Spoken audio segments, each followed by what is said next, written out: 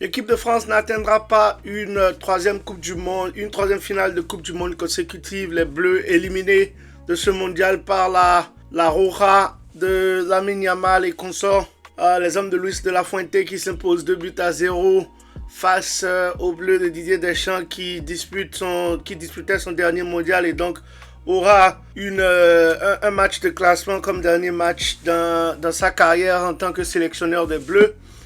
Match qui débute avec une domination, match qui somme toute a été entièrement dominé de fond en comble par l'équipe d'Espagne, les Espagnols qui ont imposé leur jeu à cette équipe de France, que ce soit dans la possession du ballon comme dans la récupération aussi. Et les Bleus ont fait un non-match. Je pense qu'ils n'étaient pas assez préparés par Didier Deschamps pour ce match, mais aussi ils ont été dépassés par les événements et par la pression que cette équipe de la Roja qui, une fois de plus, il faut le dire, n'a encaissé qu'un but au cours de ce mondial jusqu'à la finale. C'est à saluer, c'est une prestation défensive énormissime que cette équipe d'Espagne est en train de montrer au cours de ce mondial. Et la maîtrise du ballon, la confiance que ces gamins, emmenés bien évidemment par Rodri dans ce milieu de terrain, démontre à chaque match est assez impressionnante. Et c'est un collectif, c'est un bloc compact, une équipe qui joue l'une pour l'autre que nous avons vu aujourd'hui. Et malheureusement, les lacunes de la formation de Didier Deschamps avec ces deux milieux de terrain, Adrien Rabiot et Tchouaméni qui revenaient de blessure, avec les quatre fantastiques de devant, Kylian Mbappé, Désiré Doué, Barcola aujourd'hui plutôt, Michael Olise et Ousmane Dembélé n'ont pas pu se créer les occasions nécessaires pour faire mal à cette équipe de France, à cette équipe d'Espagne. J'avais mes réservations déjà sur cette formation quand elle affrontera des équipes qui savent jouer au ballon aussi et qui aiment avoir la possession du ballon.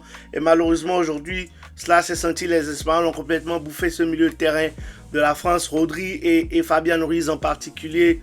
Adrien Rabiot qui n'a pu jouer que 45 minutes parce qu'il a pris un carton jaune assez tôt dans la rencontre. Et Lucas Digne qui se fait énormément bouffer sur le côté gauche par Lamine Yamal et qui fait une erreur impardonnable à ce niveau de la compétition en ne dégageant pas le ballon et en donnant un penalty gratuit à cette équipe d'Espagne et donc qui est transformé par Oyarzabal et qui donne un coup de massue à cette équipe de France en première mi-temps en prenant ce but assez tôt. Les Espagnols qui contrôlent juste le tempo du jeu et qui ont donc la possibilité de ne pas se laisser découvrir. Les Bleus qui malheureusement, que ce soit Olise, Michael, Ousmane Dembélé, Bradley Barcola qui n'ont pas eu la possibilité de prendre le dessus sur le milieu de terrain adverse et d'imposer leur rythme et de fournir Kylian Mbappé en pointe. Les Espagnols qui ont complètement annihilé ces trois attaquants de l'équipe de France et les Espagnols qui nous montrent une fois de plus que les meilleures équipes du monde, que ce soit un club comme une équipe nationale, ils nous rappellent une fois de plus que le milieu de terrain est probablement, bien évidemment avec la défense aussi, mais le milieu de terrain est probablement la position la plus importante en matière de football. On le voit avec le Paris Saint-Germain, que ce soit avec Vitinha, Joao Neves, Fabian Ruiz par moment ou Zahir Emery. On l'a vu avec l'âge d'or du Real Madrid avec Kroos, Casemiro et Luka Modric. On l'a vu en 2018 avec l'équipe de France, avec Paul Pogba, N'Golo Kanté et Blaise Matuidi. C'était très gros, très fort au milieu de terrain. Et aujourd'hui encore, on le voit avec les Espagnols, avec un Rodri qui fait une Coupe du Monde exceptionnelle. De même que Fabian Ruiz et Pedri qui vient même du banc de touche et tout ça. Cette équipe de l'Espagne a un collectif assez impressionnant et très très très très très impressionnant aussi défensivement. Ils laissent très peu d'espace et sont très forts tactiquement. Il faut vraiment féliciter De La Fuente pour la discipline qu'il a imposée à cette équipe d'Espagne. Il faut les féliciter, il faut féliciter ce groupe espagnol qui ne dépend pas d'une individualité mais qui, comme le Paris Saint-Germain en club, aussi emporté par un entraîneur espagnol, Luis Enrique, nous montre la force du collectif et ça a été vraiment la leçon de ce match. Les Bleus qui ont fait un faux match, un non-match, et là j'ai quand même des griefs envers Didier Deschamps qui, je trouve, n'a pas préparé ses hommes assez suffisamment et qui même après la sortie de Rabiot, a continué avec ce 4-2-3-1 au lieu de renforcer son milieu de terrain et qui donc malheureusement s'est fait manger pendant toute la rencontre. C'est assez dommage pour les Bleus qui étaient quand même sur une très belle lancée et qui pouvaient faire une fois de plus l'histoire en atteignant une troisième finale de Coupe du Monde consécutive. Ce n'est que partie remise. C'est la fin de l'ère Didier Deschamps, mais ce vivrier de l'équipe de France est toujours assez impressionnant et très vraisemblablement Zinedine Zidane prendra la relève avec les Bleus à Clairefontaine. On est assez excités pour voir quels sont les changements que Zizou pourrait amener avec cette équipe de France et quelle philosophie de jeu il emmènera avec ses Bleus.